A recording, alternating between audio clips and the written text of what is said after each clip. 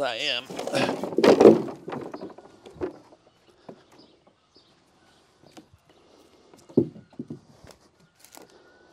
Oh, here's a nice one. Oh, there's a nice one. I think I'll do that. What do you think? Let's do that one.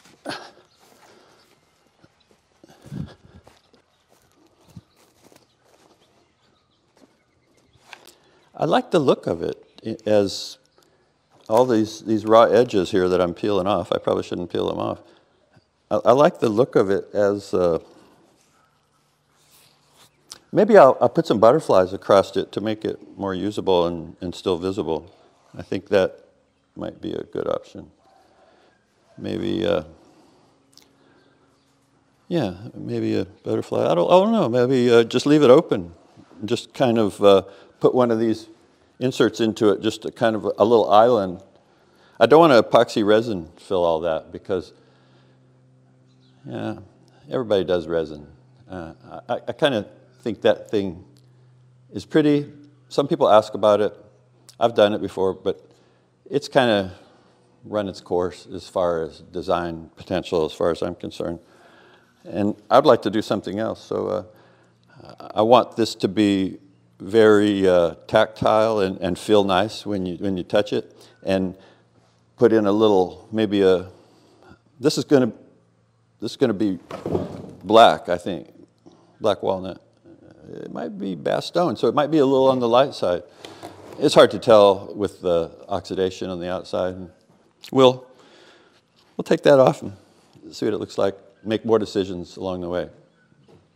It's a difficult process to make something you think someone will buy. It's a lot easier to just make something you like. So this is my dilemma. The economics of it say make something that someone else will want. So you got to kind of put your own feelings aside sometimes and make what is commercial. I'm not sure this is commercial. It's kind of unique in its shape. I'm not sure it'll even survive the process of making it. It's got so many termite tunnels. In fact, I'm not even sure if it has live termites. If it does, I'll have to put it in my kiln in order to cook them. I won't know until I start removing some of the overburden, whether it has any or not. And it's not that hard to kill them. So if it's solid enough to work with and we don't run out of resin, I think it's going to be a great little coffee table for someone. I said a minute ago I didn't know if this was black walnut or English or Bastogne. Black is pretty obvious. That's generally on this coast, it's Claro walnut, black walnut, western black walnut. It's called Juglans. Well, the English walnut that we have is grafted on to either black rootstock or white rootstock. I think the white rootstock that I remember last was called Paradox. And that is English or black. Well, then if you have an English walnut tree and a black walnut tree in close proximity enough to enjoy the pollen, cross-pollinating the two, then you have the potential for one of those seeds, either on the black or on the English, to germinate and make a genetic cross of English and black. That is the Bastogne. And there can be, it's quite a large gene pool, actually. It can have a large sapwood area along the edge, or it could have a small sapwood edge of light colored wood along the edge. So I'm not sure if it's the growing conditions or how much water it had, but there is quite a variation in different Bastognes. If the wood is not solid enough to work with, it'll tell you right enough. You'll start taking it down with a sander and you'll start just appearing wood, you know. It just falls apart under your sander. And there's no guarantee that any of these rotten pieces here are going to be solid enough for the purpose. But this one is heavy, and that's a good way to tell is how heavy it is. I suppose it weighs 50 pounds, 60 pounds. So I'm going to remove some of that weight, maybe a pound or two, just sanding off stuff and putting some fill back in there. There'll be some weight put back on. And I'm going to make it flat, so I'm going to remove some of the top. It's not real unflat, but it's kind of convex on top and kind of concave on the bottom. So it will be a little thinner than this. This is about 3 inches. It's probably going to end up at 2.5, somewhere around there. I think that's the next job, is to get it on the surfacing machine here and take some of that material off. Let's do that right now. If you like the videos, please subscribe. It helps me do more videos and bring more content to more users. Thank you. When setting up my surfacing machine, I basically keep it from sliding around. I don't want the work to move around because obvious reasons. It just causes a hazard. And I set it so that I'm just barely touching in some place, like right here. You can feel it just kind of skins it a little bit right there. I don't like to start too deep on the first pass because you don't know where the first pass is until you've made some cuts on it. It's really easy to make the workpiece kind of bounce around if you don't secure it to the work table. So I'm going to move some of that material and see what kind of wood this is. I'm hoping it's black, but I think it's probably Bastogne.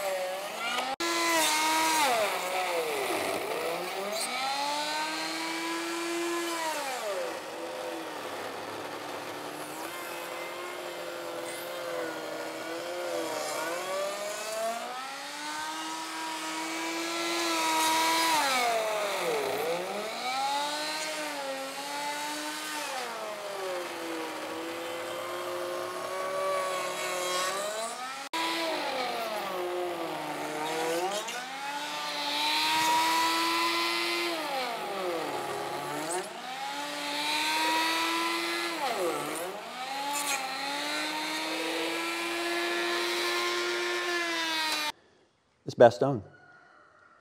Yeah. I was wondering what kind of wood this was. It is Bastogne. Look at that huge sapwood. And it's got this little bitty heartwood. Looks like almost all the heartwood rotted out. Check it out. That's real unusual because the heartwood's so hard. But Bastogne is hard on its own. And it's still pretty heavy. Looks like it'll do something.